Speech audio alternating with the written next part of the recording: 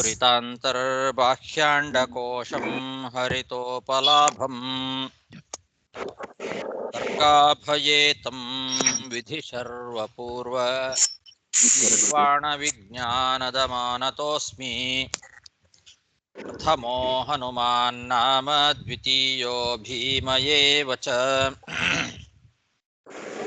पूर्णप्रज्ञस्तृतीयस्तु भगवत्कार्यसाधकः बुद्धिर्बलं यशोधैर्यं निर्भयत्वम् अरोगता जाड्यं वाक्पटुत्वच्च हनूमत्स्मरणात् भवेत्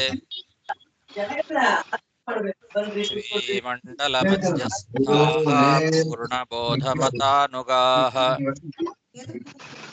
वैष्णवा विष्णुहृदयाः तान्नमस्ये गुरून् मम जन्माद्यस्य यतोऽन्वयादितरतश्चार्थेष्वभिज्ञस्वराट् तेने ब्रह्महृदाय आदिकवये मुह्यन्ति यं सूरयः तेजो वारिमृदां यथा विनिमयो यत्र त्रिसर्गो मृषा धाम्ना स्वेन सदा निरस्तकुहकं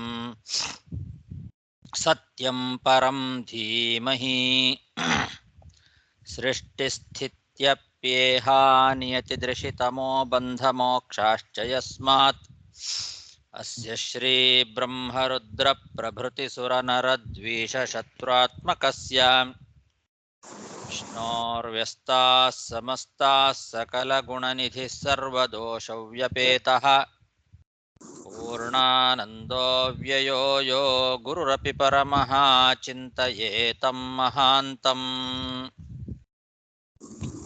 यं प्रव्रजन्तमनुपेतमपेतकृत्यं द्वैपायनो विरहकातर आजुहाव पुत्रेति तन्मयतया तरवोऽपि नेदुः तं सर्वभूतहृदयं मुनिमानतोऽस्मि श्रीगुरुभ्यो नमः हरिः ओम्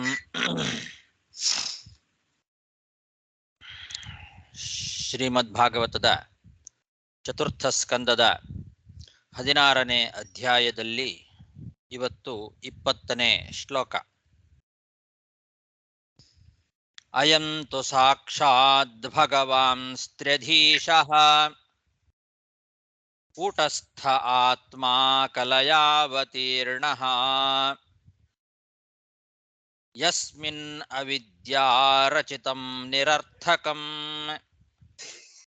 ಪಶ್ಯಂತಿ ನಾನಾತ್ವಮಿವ ಪ್ರತೀತಂ.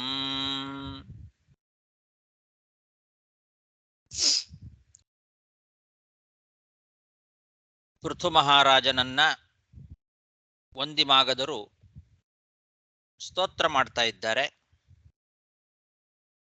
ಆ ವಂದಿಮಾಗದರೆಲ್ಲರೂ ಕೂಡ ಪೃಥು ಮಹಾರಾಜನಲ್ಲಿ ಆವಿಷ್ಟನಾಗಿರ್ತಕ್ಕಂತಹ ರಾಜರಾಜೇಶ್ವರ ರೂಪಿಯಾದ ಭಗವಂತನನ್ನ ಸ್ತೋತ್ರ ಮಾಡಿದ್ದಾರೆ.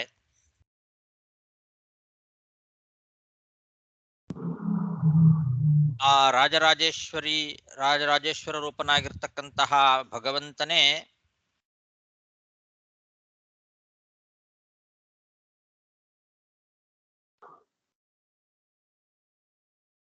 ಭಗವಂತನ ಸಾಕ್ಷಾತ್ ರೂಪ. ಭಗವಂತನ ರೂಪಗಳಲ್ಲಿ ಪರಸ್ಪರವಾಗಿ ಭೇದವನ್ನ ತಿಳಿಬಾರದು. ಇದನ್ನ ಎಲ್ಲ ಜ್ಞಾನಿಗಳು ಕೂಡ ಒಪ್ಪಿದ್ದಾರೆ. ಭಗವಂತನ ಎಲ್ಲ ಅವತಾರಗಳು, ಎಲ್ಲ ರೂಪಗಳೇನಿದ್ದಾವೆ ಅವು ಒಂದೇ ರೀತಿಯಲ್ಲಿ ಇರ್ತಕ್ಕಂಥವುಗಳು,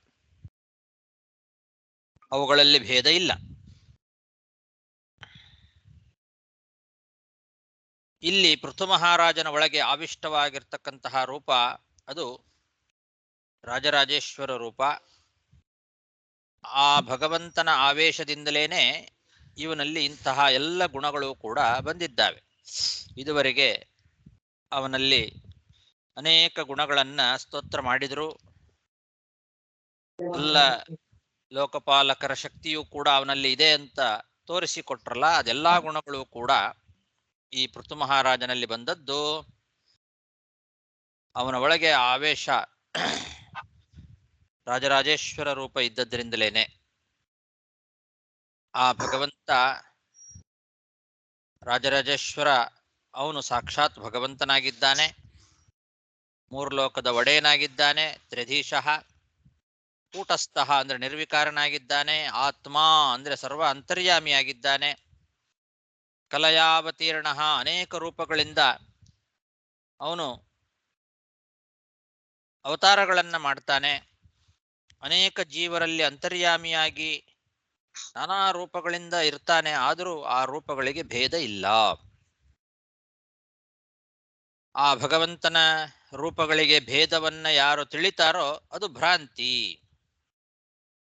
ಇದು ಎಲ್ಲ ಜ್ಞಾನಿಗಳಿಗೆ ನಿಸ್ಸಂದಿಗ್ಧವಾಗಿ ತಿಳಿದಿರ್ತಕ್ಕಂತಹ ವಿಷಯ ಆಗಿದೆ. ಈ ಭ್ರಾಂತಿಯನ್ನೇ ದೃಷ್ಟಾಂತವನ್ನಾಗಿಟ್ಟುಕೊಂಡು ಭಗವಂತನ ಇಚ್ಛೆಯಿಂದ ಕಾಣತಕ್ಕಂತಹ ಗಂಧರ್ವನಗರ ಮೊದಲಾದವುಗಳನ್ನ ಭ್ರಾಂತಿ ಅಂತ ತಿಳಿತಾರೆ.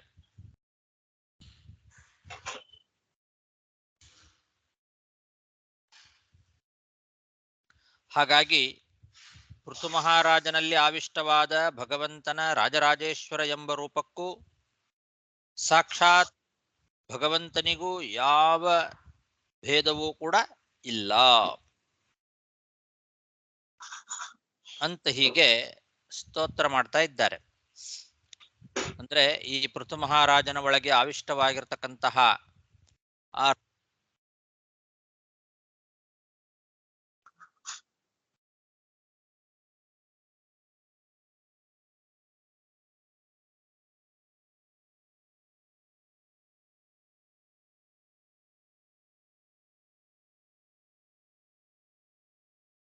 ವಾಯ್ಸ್ ಬರಲ್ಲ ಸರ್.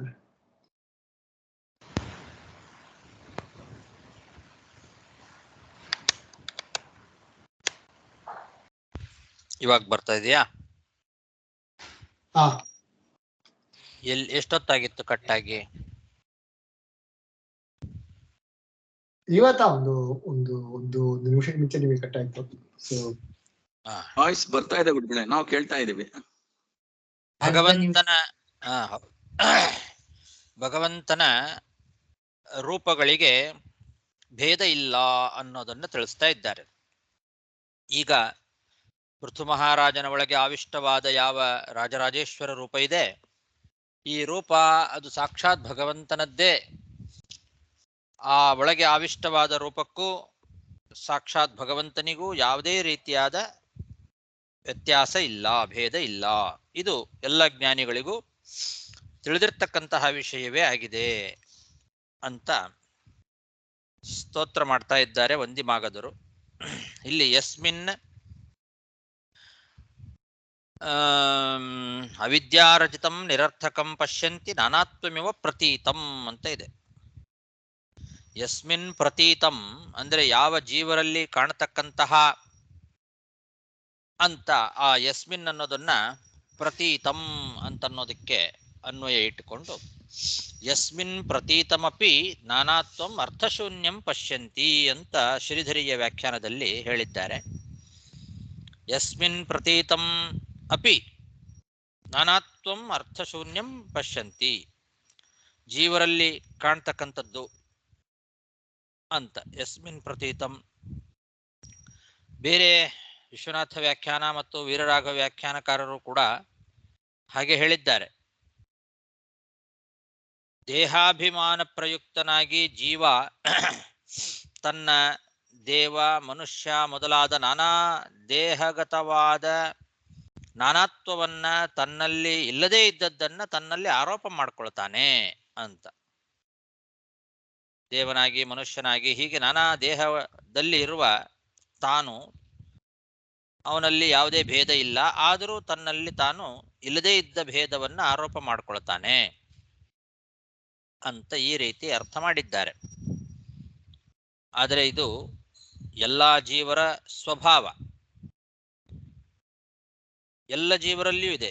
ಋತು ಮಹಾರಾಜನಲ್ಲಿಯೇ ಯಾಕೆ ಹೇಳಬೇಕು ಇದನ್ನ ಪ್ರತ್ಯೇಕವಾಗಿ? ದೇಹಾಭಿಮಾನ ಪ್ರಯುಕ್ತವಾಗಿ ಜೀವ ನಾನಾ ದೇಹಗತವಾದ ನಾನಾತ್ವವನ್ನ ತನ್ನಲ್ಲಿ ಇಲ್ಲದೇ ಇದ್ದದ್ದನ್ನು ತನ್ನಲ್ಲ ಆರೋಪ ಮಾಡ್ಕೊಳ್ಳೋದು ಪ್ರತಿಯೊಬ್ಬ ಜೀವರ ಸ್ವಭಾವ ಆಗಿದೆ. ಅದನ್ನ ಇಲ್ಲಿ ವಂದಿಮಾಗದರು ಪ್ರತ್ಯೇಕವಾಗಿ ಪೃಥು ಮಹಾರಾಜನಲ್ಲೇ ವಿಶೇಷವಾಗಿ ಸ್ತೋತ್ರ ಮಾಡ್ಲಿಕ್ಕೆ ಏನು ಕಾರಣ? ಅದು ಮತ್ತೆ ಅವನ ಸ್ತೋತ್ರ ಆಗ್ಲಿಕ್ಕೆ ಹೇಗೆ ಸಾಧ್ಯ? ನಾನಾತ್ವವನ್ನು ಆರೋಪ ಮಾಡ್ಕೊಳ್ತಾರೆ ಅಂತ ಅನ್ನೋದು ಸ್ತೋತ್ರ ಆಗ್ತದ? ಹಾಗಾಗಿ ಸ್ತೋತ್ರ ಮಾಡುವ ಸಂದರ್ಭದಲ್ಲಿ ಈ ರೀತಿ ಅವರು ಹೇಳಿರ್ಲಿಕ್ಕೆ ಸಾಧ್ಯ ಇಲ್ಲ. ಶುಕದೇವ ವ್ಯಾಖ್ಯಾನದಲ್ಲಿ ಯಸ್ಮಿನ್ ಅಂದ್ರೆ ಭಗವಂತನಲ್ಲಿ ಅಂತ ಅರ್ಥ ಮಾಡಿದ್ದಾರೆ ಅವರು. ಇವರೆಲ್ಲ ಯಸ್ಮಿನ್ ಅಂದ್ರೆ ಜೀವನಲ್ಲಿ ಅಂತ ಅರ್ಥ ಮಾಡಿದರು. ಅವ್ರು ಮಾತ್ರ ಯಸ್ಮಿನ್ ಅನ್ನೋದಕ್ಕೆ ಶುಕದೇವ ವ್ಯಾಖ್ಯಾನದಲ್ಲಿ ಮಾತ್ರ ಯಸ್ಮಿನ್ ಅಂದ್ರೆ ಭಗವಂತನಲ್ಲಿ. ನಾನಾತ್ವ ಅಂತಂದ್ರೆ ಅವನು ಏನು ಪ್ರಪಂಚವನ್ನ ಸೃಷ್ಟಿ ಮಾಡಿ ತಾನು ನಾನಾ ರೂಪಗಳನ್ನ ಧಾರಣೆ ಮಾಡ್ತಾನೆ ಅದು. ಆತ್ಮಾನಂ ಸ್ವಯಂ ಅಕುರುತ ಅಂತ ವೇದ ಹೇಳ್ತದೆ. ಆತ್ಮಾನಂ ಸ್ವಯಂ ಅಕುರುತ ಅಂತ ಈ ರೀತಿ ವೇದಗಳಿಂದ ತಾನು ಪ್ರಪಂಚ ಸೃಷ್ಟಿ ಮಾಡಿ ನಾನಾ ರೂಪಗಳನ್ನು ಧಾರಣೆ ಮಾಡಿದ್ದು ಸಿದ್ಧವಾಗಿದ್ದರೂ ಕೂಡ ನಿರರ್ಥಕಂ ಪಶ್ಯಂತಿ, ಅಂಗೀಕಾರ ಮಾಡೋದಿಲ್ಲ. ಯಾರು? ಈ ಬೌದ್ಧರು, ಸಾಂಖ್ಯರು, ತಾರ್ಕಿಕರು ಇವರೆಲ್ಲ ಅದನ್ನು ಅಂಗೀಕಾರ ಮಾಡೋದಿಲ್ಲ ಅಂತ ಈ ರೀತಿ ಅರ್ಥ ಮಾಡಿದ್ದಾರೆ.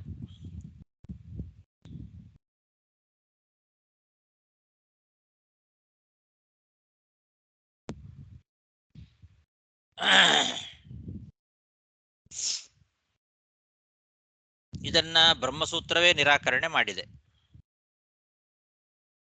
ಮತ್ತೆ ನಾನಾತ್ವವನ್ನ ನಿರರ್ಥಕ ಅಂತ ಕೂಡ ಹೇಳಲಿಕ್ಕೆ ಸಾಧ್ಯ ಇಲ್ಲ. ನಿರರ್ಥಕಂ ಪಶ್ಯಂತಿ ಅಂತಿದೆ ಇಲ್ಲಿ ಭಾಗವತದಲ್ಲಿ. ಜೀವರಲ್ಲಿ ಅದನ್ನ ಒಪ್ಪೋದು ನಿರರ್ಥಕ.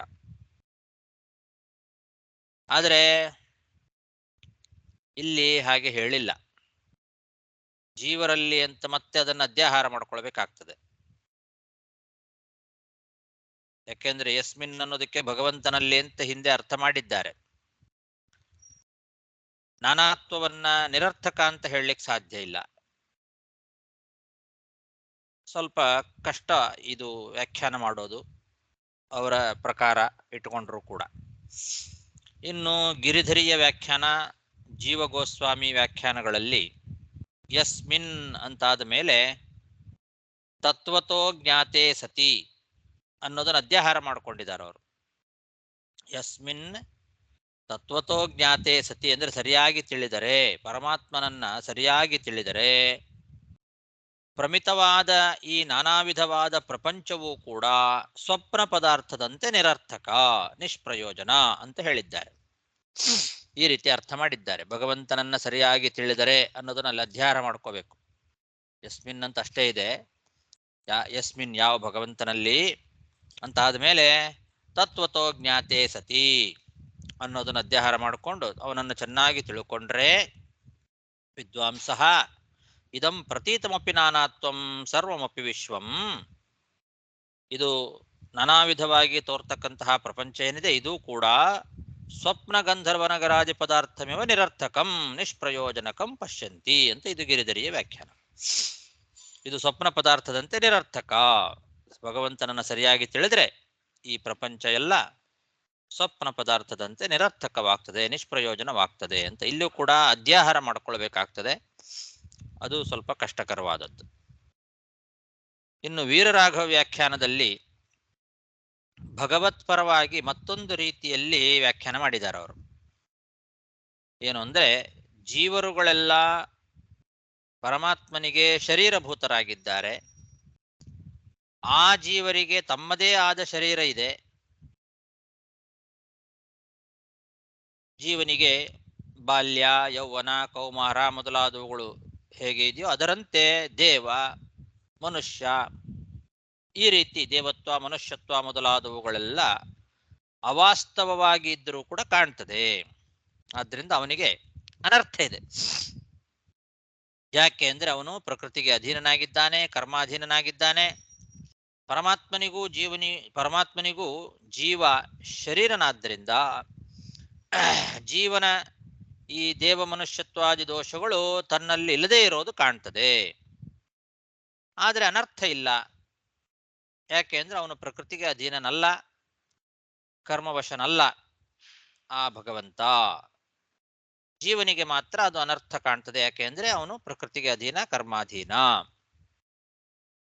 ಅಂತ ಈ ರೀತಿ ವೀರರಾಘವ ವ್ಯಾಖ್ಯಾನದಲ್ಲಿ ಅವರು ವಿವರಣೆಯನ್ನು ಕೊಟ್ಟಿದ್ದಾರೆ. ಆದರೆ ಜೀವ ತನ್ನಲ್ಲಿ ಇಲ್ಲದೇ ಇರುವ ಶರೀರದ ದೋಷಗಳನ್ನ ತನ್ನಲ್ಲಿ ಆರೋಪ ಮಾಡಿಕೊಂಡು ಅನರ್ಥ ಭಾಗಿಯಾಗ್ತಾನೆ. ಹಾಗೆ ಪರಮಾತ್ಮ ತನ್ನಲ್ಲಿ ಇಲ್ಲದೇ ಇರುವ ಆ ಜೀವನ ದೋಷಗಳನ್ನ ತನ್ನಲ್ಲಿ ಆರೋಪ ಮಾಡ್ಕೊಳ್ಳೋದಿಲ್ಲ. ಅವ್ರೇನ್ ಮಾಡ್ತಾರೆ, ಅವನು ಮಾಡ್ಕೊಳ್ತಾನೆ, ಆದರೆ ಅವನಿಗೆ ದೋಷ ಇಲ್ಲ ಅಂತ ಮಾಡಿದ್ದಾರೆ. ಆರೋಪ ಯಾಕೆ ಮಾಡ್ಕೊಳ್ತಾನೆ? ಜೀವ ಆದ್ರೆ ಅಜ್ಞಾನದಿಂದ ತನ್ನಲ್ಲಿ ಇಲ್ಲದೇ ಇರುವ ದೋಷಗಳನ್ನು ತನ್ನಲ್ಲಿ ಆರೋಪ ಮಾಡ್ಕೊಳ್ತಾನೆ, ಅನರ್ಥ ಭಾಗಿ ಆಗ್ತಾನೆ ಅನ್ನೋದೇನೋ ಸರಿ. ಪರಮಾತ್ಮ ಯಾಕೆ ಮಾಡ್ಕೊಳ್ತಾನೆ? ಇಲ್ಲದೇ ಇರುವ ಜೀವನ ದೋಷಗಳನ್ನ ತನ್ನಲ್ಲಿ ಆರೋಪ ಮಾಡ್ಕೊಳ್ತಾನ? ಆರೋಪ ಅಂದ್ರೆ ಅದು ಭ್ರಾಂತಿ ಆಗ್ತದೆ. ಅವನಿಗೆ ಭ್ರಾಂತಿ ಇಲ್ಲ, ಅವನು ಆರೋಪ ಮಾಡ್ಕೊಳ್ಳೋದೇ ಇಲ್ಲ.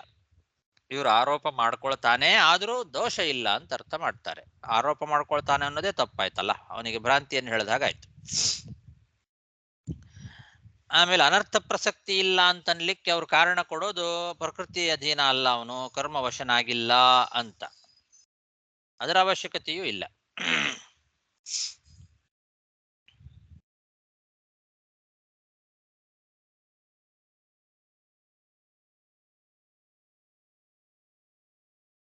ವಸ್ತುತಃ ಜೀವರು ಭಗವಂತನಿಗೆ ಶರೀರಭೂತರೇ ಅಲ್ಲ. ಹಾಗಾಗಿ ಅವ್ರು ಹೇಳಿದ್ದ ವಿಷಯ ಅದು ಕೂಡ ಸರಿಯಾಗೋದಿಲ್ಲ. ಹಾಗಾದರೆ ಈ ಶ್ಲೋಕದ ಸರಿಯಾದ ಅಭಿಪ್ರಾಯವನ್ನು ಮಧ್ವಾಚಾರ್ಯರು ತಾತ್ಪರ್ಯದಲ್ಲಿ ತೋರಿಸಿಕೊಡ್ತಾ ಇದ್ದಾರೆ. ಅದಕ್ಕೆ ಪದ್ಮಪುರಾಣದ ವಾಕ್ಯವನ್ನೂ ಉದಾಹರಣೆ ಮಾಡ್ತಾರೆ. ಯಲ್ಲೋಕೆ ನಿರರ್ಥಕಂ ತದ್ ಭಗವದ್ರೂಪೇಶು ಪ್ರತೀತ ನಾನಾತ್ವ ದೃಷ್ಟಾಂತೇನ ಪಶ್ಯಂತಿ ಸಂತಹ ಅಂತ ಹೀಗೆ ಆ ಶ್ಲೋಕದಲ್ಲಿರುವ ಪದಗಳನ್ನ ಅನ್ವಯ ಮಾಡಿ ಯಾವ ರೀತಿ ಅರ್ಥ ಮಾಡಬೇಕು ಅಂತ ತೋರಿಸಿಕೊಟ್ಟಿದ್ದಾರೆ. ಅಂದ್ರೆ ಲೋಕದಲ್ಲಿ ಅವಾಸ್ತವವಾದಂತಹ ಗಂಧರ್ವನಗರ ಮೊದಲಾದವುಗಳ ಭ್ರಾಂತಿಯನ್ನ ಅದು ಭ್ರಾಂತಿ ಅಂತ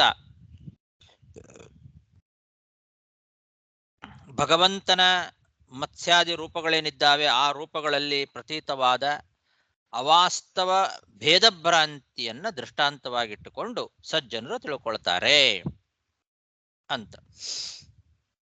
ಭಗವಂತನ ರೂಪಗಳಲ್ಲಿ ಭೇದ ಇಲ್ಲ. ಮತ್ಸ್ಯ, ಕೂರ್ಮ, ವರಾಹ ಮೊದಲಾದ ಯಾವ ರೂಪಗಳಲ್ಲಿಯೂ ಕೂಡ ಭೇದ ಇಲ್ಲ. ಅದು ಅವಾಸ್ತವ. ಯಾರ್ಯಾರು ಭೇದ ಭ್ರಾಂತಿ ಬಂದ್ರೆ ಆ ಅವಾಸ್ತವವಾದ ಭೇದ ಭ್ರಾಂತಿ ಏನಿದೆ ಅದನ್ನ ದೃಷ್ಟಾಂತವನ್ನಾಗಿಟ್ಟುಕೊಂಡು ಸಜ್ಜನರು ತಿಳ್ಕೊಳ್ತಾರೆ. ಹೇಗೆ ಗಂಧರ್ವನಗರ ಮೊದಲಾದವುಗಳ ಭ್ರಾಂತಿ ಇದೆಯೋ ಹಾಗೆ ಲೋಕದಲ್ಲಿ ಅವಾಸ್ತವವಾಗಿರ್ತಕ್ಕಂಥ ಗಂಧರ್ವನಗರ ಮೊದಲಾದವುಗಳ ಭ್ರಾಂತಿಯನ್ನ ಇದು ಭ್ರಾಂತಿ ಎಂಬುದಾಗಿ ಸಜ್ಜನರು ತಿಳ್ಕೊಳ್ತಾರೆ. ಹೇಗೆ ಭಗವಂತನ ರೂಪಗಳಲ್ಲಿ ಅವಾಸ್ತವವಾಗಿ ಬಂದಂತಹ ಪ್ರತೀತವಾದಂತಹ ಭೇದ ಭ್ರಾಂತಿಯನ್ನ ಹೇಗೋ ಹಾಗೆ ಅಂತ ದೃಷ್ಟಾಂತ. ಅದು ದೃಷ್ಟಾಂತೇನ ಪಶ್ಯಂತಿ. ಗಂಧರ್ವನಗರ ಮೊದಲಾದ ಭ್ರಾಂತಿ ಇದೆಯಲ್ಲ, ಇದು ಮತ್ಸ್ಯ, ಕೂರ್ಮ, ವರಾಹ ರೂಪ ಮೊದಲಾದವುಗಳ ಭ್ರಾಂತಿಯಂತೆ ಅನ್ನೋದಕ್ಕೆ ಪದ್ಮಪುರಾಣ ನಮಗೆ ಪ್ರಮಾಣ ಆಗಿದೆ. ಮತ್ಸ್ಯರೂಪಾದಿನಾನಾತ್ವ ದೃಷ್ಟಿವದ್ಯನ್ಯರರ್ಥಕಂ ಇತಿ ಪಾದ್ಮೆ ಅಂತ ಪದ್ಮಪುರಾಣದ ವಾಕ್ಯ. ಗಂಧರ್ವನಗರಾದಿ ಭ್ರಾಂತಿ ಮತ್ಸ್ಯ ರೂಪ, ಕೂರ್ಮರೂಪ ಮೊದಲಾದ ರೂಪಗಳ ಭೇದ ಭ್ರಾಂತಿಯಂತೆ ಭ್ರಾಂತಿ ಅಂತ ಇದೇ ದೃಷ್ಟಾಂತವನ್ನ ಪದ್ಮಪುರಾಣದಲ್ಲಿ ಕೊಟ್ಟಿದ್ದಾರೆ. ಅಲ್ಲಿ ನಿರರ್ಥಕಂ ಅನ್ನೋ ಪದನೇ ಇದೆ ಪದ್ಮಪುರಾಣದಲ್ಲಿ. ಈ ಭಾಗವತ ಪುರಾಣದಲ್ಲೂ ಕೂಡ ಅದೇ ಪದವನ್ನು ಹಾಕಿ ಅದೇ ವಿಷಯವನ್ನು ತಿಳಿಸಿಕೊಟ್ಟಿದ್ದಾರೆ. ಇನ್ನು ಜೊತೆಗೆ ಏವಂ ಧರ್ಮಾನ್ ಪೃಥಕ್ ಪಶ್ಯನ್ ಅಂತ ಗೀತೆಯಲ್ಲೂ ಕೂಡ ಇದನ್ನೇ ಹೇಳಿದ್ದಾರೆ.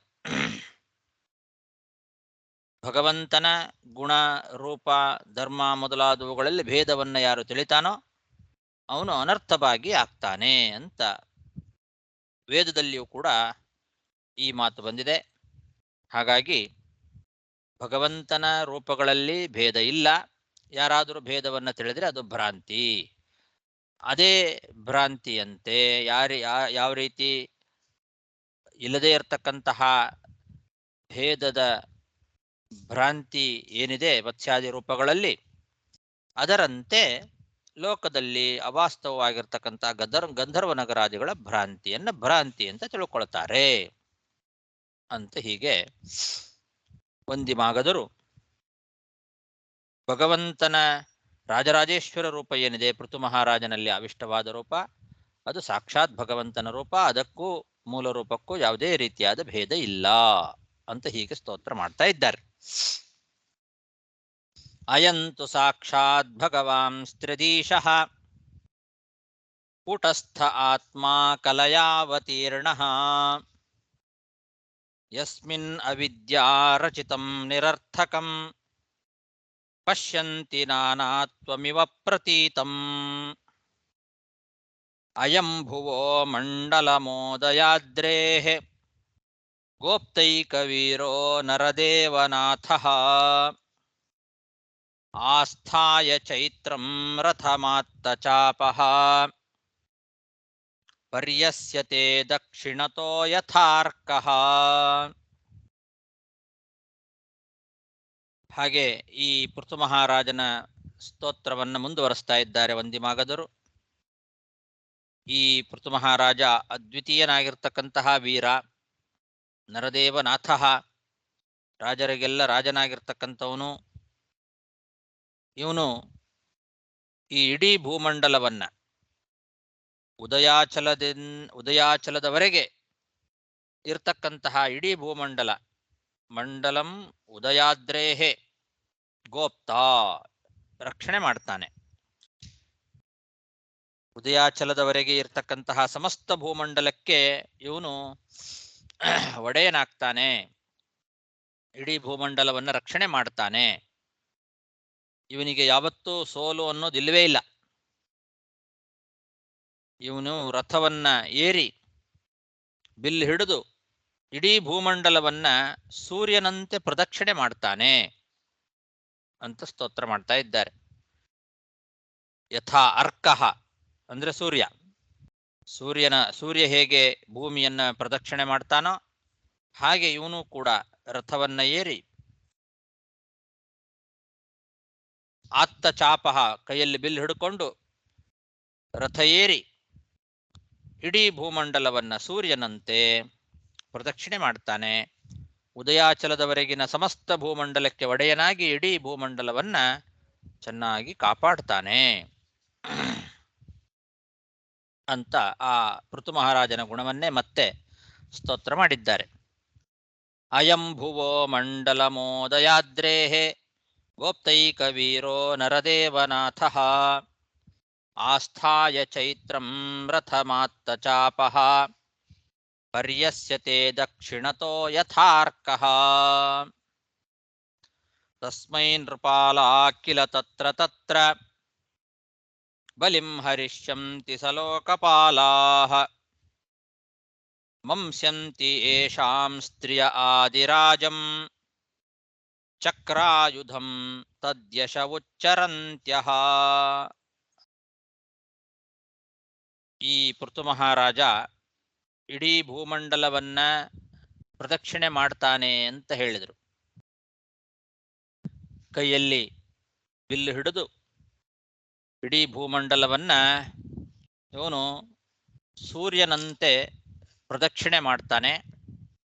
ಹಾಗೆ ಪ್ರದಕ್ಷಿಣೆ ಮಾಡ್ತಾ ಇಡೀ ಭೂಮಂಡಲವನ್ನ ಸಂಚಾರ ಮಾಡ್ತಾ ಬರುವಾಗ ಅಲ್ಲಲ್ಲಲ್ಲಿ ಇರ್ತಕ್ಕಂತಹ ಎಲ್ಲ ರಾಜರುಗಳು ಕೂಡ ಇವನಿಗೆ ಕಪ್ಪ ಕಾಣಿಕೆಯನ್ನು ಸಮರ್ಪಣೆ ಮಾಡ್ತಾರೆ ಅಂತ ಹೇಳ್ತಾ ಇದ್ದಾರೆ.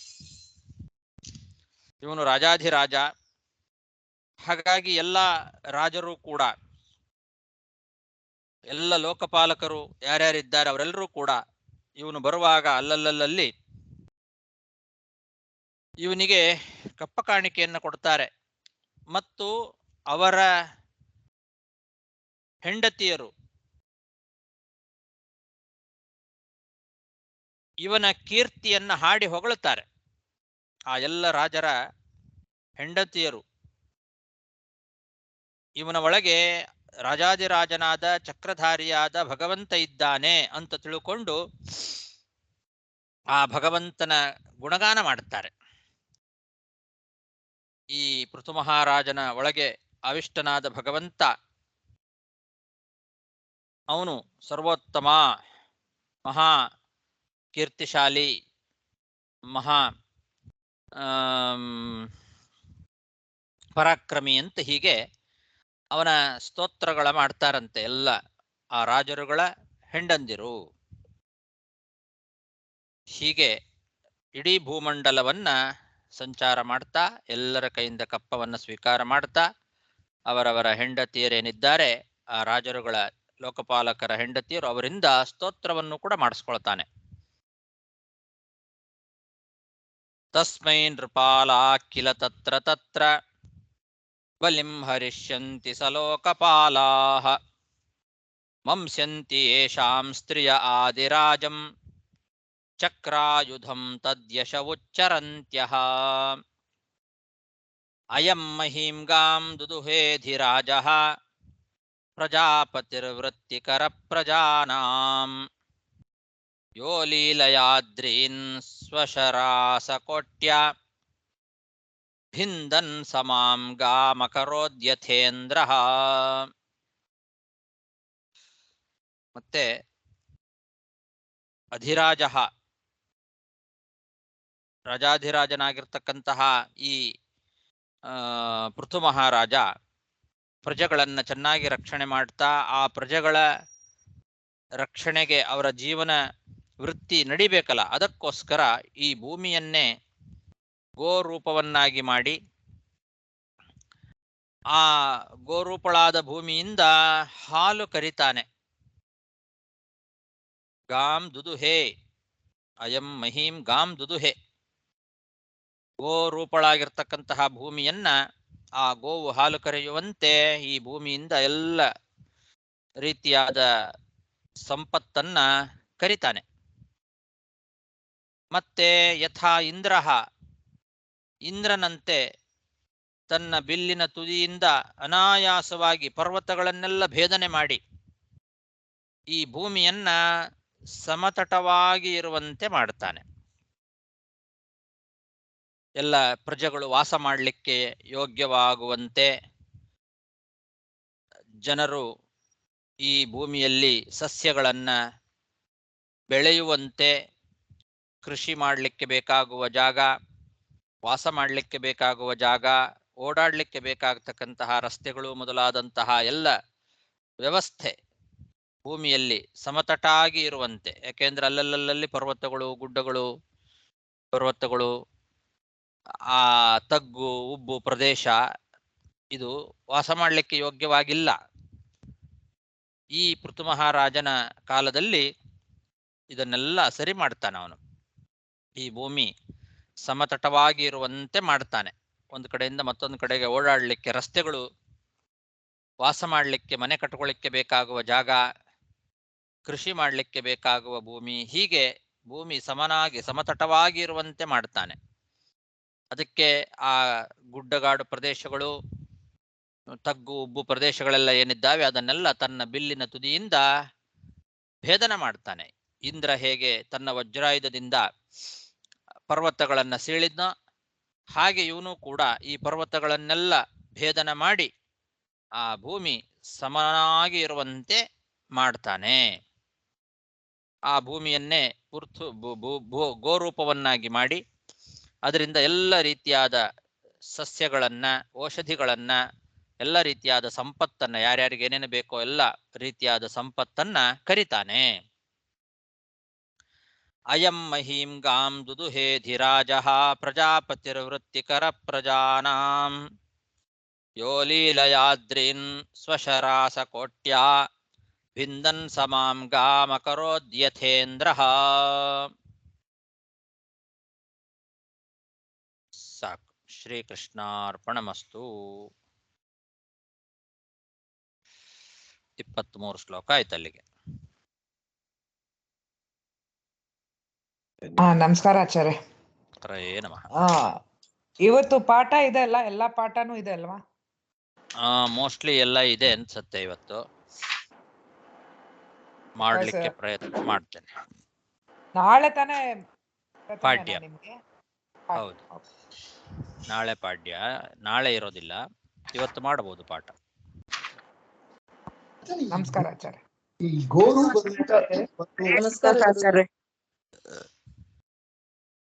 ಸರ್, ಈ ಗೋರೂಪದಿಂದ ಬಂದು ಈ ತರ ಬಂದು ಸಂಪತ್ತೆಲ್ಲ ಇದು ಮಾಡ್ತಾನ ಅದು ಬಂದು 2-3 ಕಡೆಯಲ್ಲಿ ಬಂದಿದೆ. ಅದು ಅದೇನಂತ ಒತ್ತು ಕೊಟ್ಟು ಹೇಳ್ತಾರೆ.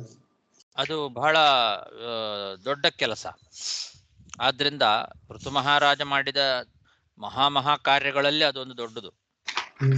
ಭೂಮಿ ಎಲ್ಲ ರೀತಿಯಾದ ಸಮೃದ್ಧಿ ಸಂಪತ್ತನ್ನ ಕೊಡ್ತಾಳೆ. ಆ ಭೂಮಿಯಿಂದಲೇ ಕರ್ಕೊಳ್ತಾನೆ. ಆ ಭೂಮಿಯಲ್ಲಿ ಅಷ್ಟೊಂದಿದೆ ಸಂಪತ್ತು. ಅದನ್ನ ಗೋರೂಪ ಮಾಡಿ ಹಾಲು ಕರೆಯುವಂತೆ ಕರೆದು ಎಲ್ಲಾ ರೀತಿಯಾದ ಸಂಪತ್ತು ಭೂಮಿಯಲ್ಲಿ ಬರುವಂತೆ ಮಾಡ್ತಾನೆ. ಇವತ್ತು ನಮಗೆ ಈ ಭೂಮಿ ಎಷ್ಟು ಸಮೃದ್ಧವಾಗಿದೆ, ಎಲ್ಲ ರೀತಿಯಾದ ಸಂಪತ್ತು ಭೂಮಿಯಲ್ಲಿ ಇದೆ. ಅದೆಲ್ಲ ಆ ಕಾಲದಲ್ಲಿ ಅವನು ಭೂಮಿಯಿಂದ ಪಡ್ಕೊಂಡದ್ದು. ಬಟ್ ಇದೇ ಶ್ಲೋಕ ಅಂತ ನಾವು ಒಂದು 19 ಕೂಡ ನೋಡಿಲ್ಲ ನಾವು. ದೇಶಗ ದೋಕ್ತ ಮಹಿಂ ವೀರೋ ಘಾಮ್ ರೈಟ್ ಸತೀ ಓಜಸ್ ಔಷಧೀಹಿ. ಸೊ ಅದು ಪುನರುಕ್ತಿ ಬರಲ್ಲ. ತಿರುಗು 7ನೇ ಪಾಯಿಂಟ್ ಹೇಳ್ತಾರೆ. ಸ್ತೋತ್ರದಲ್ಲಿ ಪುನರುಕ್ತಿ ದೋಷ ಅಲ್ಲ. ಓಕೆ, ಸ್ತೋತ್ರ ಇದು, ಅವರು ಸ್ತೋತ್ರ ಮಾಡ್ತಾ ಇದ್ದಾರೆ. ಹಾಗಾಗಿ ಆ ಯಾವುದು ಪ್ರಧಾನವಾದ ವಿಷಯ ಅದನ್ನ ಮತ್ತೆ ಮತ್ತೆ ಹೇಳಿದ್ರೆ ದೋಷ ಅಲ್ಲ. ಪುನರುಕ್ತಿ ದೋಷ ಅಲ್ಲ. ಇದು ಯಾರು ವೃತ್ತಾಸುರ ಹೇಗೆ ಬ್ರಾಹ್ಮಣ ಆಗುವ? ಅವನ ಜನ್ಮ, ಅವನು ಬ್ರಾಹ್ಮಣ ಜನ್ಮದಲ್ಲಿ ಅವನು ಹುಟ್ಟಿದವನು. ಅಸುರ ಗುಣದಿಂದ ಅಸುರ ಜಾತಿ. ಹೌದು,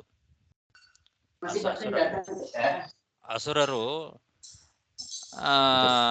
ಬ್ರಾಹ್ಮಣರಾಗಿರಬಾರದು ಅಂತೇನಿಲ್ಲ. ಆಚಾರ್ಯ, ಅವನು ಇದು ಬ್ರಹ್ಮ ಬಂದು ಕೂಡ ಆಗ್ಬೋದಲ್ವಾ? ಅವನಿಗೆ ಬಂದು ಅಸುರ ಆವೇಶ ಇತ್ತು ಅಂತ ಹೇಳಿದ್ರೆ, ಬ್ರಹ್ಮ ಬಂದು ಆಗ್ಬೇಕು ಅಂತ ಹೇಳಿದ್ರೆ ಅದಕ್ಕೆ ಬ್ರಹ್ಮ ಹತ್ಯೆ ದೋಷ ಎಲ್ಲಿಂದ ಬರುತ್ತೆ? ಇಲ್ಲ, ಅವರು ಬ್ರಹ್ಮ ಬಂಧುಗಳು ಅಂದ್ರೆ ಸ್ವಭಾವ ಮಾತ್ರ ಅಸುರ ಸ್ವಭಾವ ಇರ್ತದೆ. ಈಗ ಹಿಂದೆ ಅಸುರರೆಲ್ಲ ಇದ್ರಲ್ವಾ. ಈಗ ಉದಾಹರಣೆಗೆ ಜರಾಸಂಧ ಇಟ್ಕೊಳ್ಳಿ. ಅವನು ಉತ್ತಮ ಕ್ಷತ್ರಿಯ. ಅವನ ಸ್ವಭಾವ ಮಾತ್ರ ದುಷ್ಟ ಸ್ವಭಾವ. ಅಸುರ ಸ್ವಭಾವದವನಾಗಿದ್ರೂ ಕೂಡ ಅವನು ಎಲ್ಲ ರೀತಿಯಾದ ಕರ್ಮಗಳನ್ನ ಚೆನ್ನಾಗಿ ಪಾಲನೆ ಮಾಡ್ತಾ ಇದ್ದ. ಅವನು ಒಂದು ದಿವಸವೂ ಕೂಡ ಸಮಯಕ್ಕೆ ತಪ್ಪಿ ಸಂಧ್ಯಾ ವಂದನೆ ಮಾಡಿದ್ದಿಲ್ಲ. ಸರಿಯಾದ ಸಮಯಕ್ಕೆ ಪ್ರತಿ ದಿವಸ ಸಂಧ್ಯಾ ವಂದನೆ, ಇದನ್ನೆಲ್ಲ ಕರೆಕ್ಟ್ ಆಗಿ ಮಾಡ್ತಾ ಇದ್ದ. ಎಲ್ಲರೂ ಹಾಗೆ ಇಲ್ಲ ಹಾಗೆ ಇದ್ದ ಅಂತ ಹೇಳಿದ್ರೆ ಅವನು ಬಂದು ಈ ತಾರತಮ್ಯ, ದೈತ್ಯ ತಾರತಮ್ಯಲ್ಲಿ ನಂಬರ್ 2 ಇರ್ಲಾರ. ಅವನು ಬಂದು ದೈತ್ಯ ತಾರತಮ್ಯ 30-40 ಇರ್ಬೋದಲ್ವಾ? ಐ ಮೀನ್ ಕೆಟ್ಟವನು ಅಂತ ಹೇಳಿದ್ರೆ 30-40 ಇರ್ಬೋದು. ಬಟ್ ಅವನು ಇಷ್ಟೆಲ್ಲ ಮಾಡ್ತಾನೆ ಹಾಗಂತ ಮಾಡಿ ಆದ್ರೂ ಅವನು ಬಂದು ದೈತ್ಯ ತಾರತಮ್ಯಲ್ಲಿ ನಂಬರ್ 3 or 4 ಅವನು ಅಲ್ವಾ? ನಂಬರ್ 2 ಬಂದು ಲಕ್ಷ್ಮಿ. ಮಾಡೋದ್ರಿಂದ ಪುಣ್ಯ ಬರ್ತದೆ ಅಂತ ಅರ್ಥ ಅಲ್ಲ.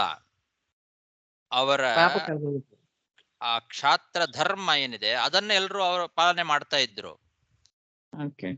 ಅದು ಉಳಿಲಿಕ್ಕೆ ಬ್ರಾಹ್ಮಣರಾಗಿ ಹುಟ್ಟಿದವರು ಬ್ರಾಹ್ಮಣ ಧರ್ಮ ಅಂತೇನಿದೆ, ತ್ರಿಕಾಲ ಸಂಧ್ಯಾವಂದನೆ, ದೇವರ ಪೂಜೆ, ವೈಶ್ವದೇವ, ಇದನ್ನೆಲ್ಲ ಅವರು ತನ್ನವನ್ನ ಉಳಿಸ್ಕೊಳ್ಳಿಕ್ಕೆ ಮಾಡ್ತಾ ಇರೋದು. ಅದನ್ನೆಲ್ಲ ಮಾಡ್ತಿದ್ರು. ಅದರಿಂದಲೇ ಅವರಿಗೆ ಆ ಪವರ್ ಬರ್ತಿತ್ತು.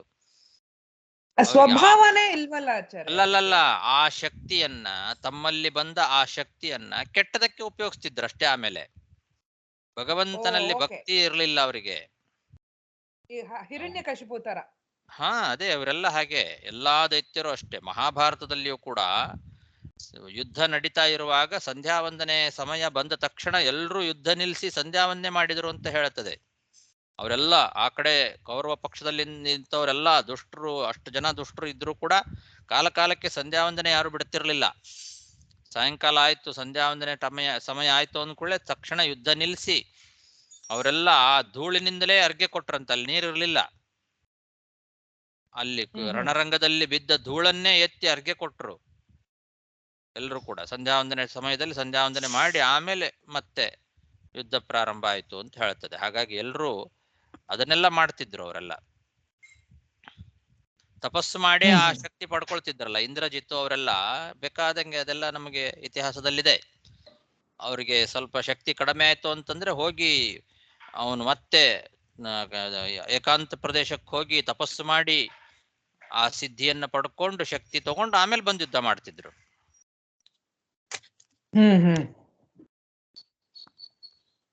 ಓಕೆ ಸರ್, ಈ ತಾರತಮ್ಯ ನಿಮ್ದು ಕ್ವಶನ್, ಜನರಲ್ ಕ್ವಶನ್ ಇದೆ. ಈಗ ನಾವು ಬಂದು ಪೃಥು ಮಗರಾಜಲ್ಲಿ ಬಂದು ಡೈರೆಕ್ಟ್ ದೇವರೋಡ ಅಂಶ ಆವೇಶ ಇದೆ ನಾವು ನೋಡಿರಿ. ನಾವು ಈ ಕಾರ್ತವೀರ್ಯಾಜ ಅರ್ಜುನಲ್ಲಿ ಅದೇ ತರ ಅದೇನ್ ತಗೋಬೇಕು?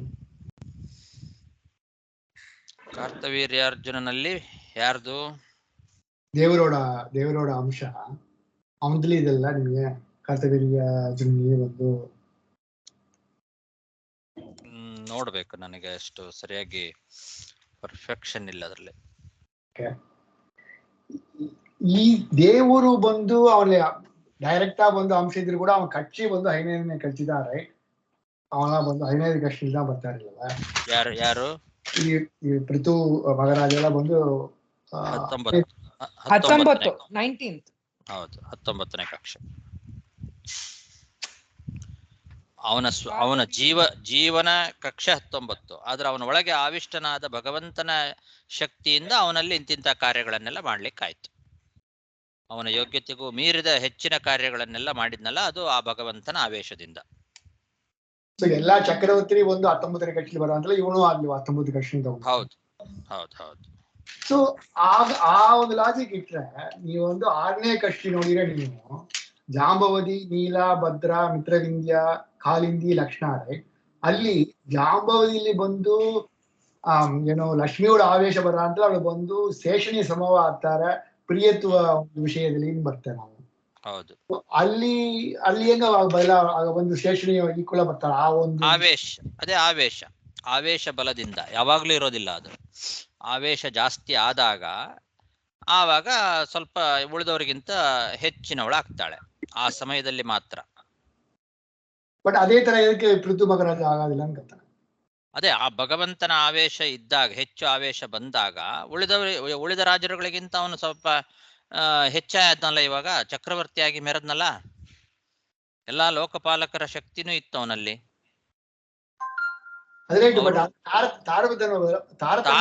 ಇಲ್ಲ, ಅಲ್ಲೂ ಜಾಂಬವತಿಯಲ್ಲೂ ಕೂಡ ತಾರತಮ್ಯ ವ್ಯತ್ಯಾಸ ಆಗೋದಿಲ್ಲ.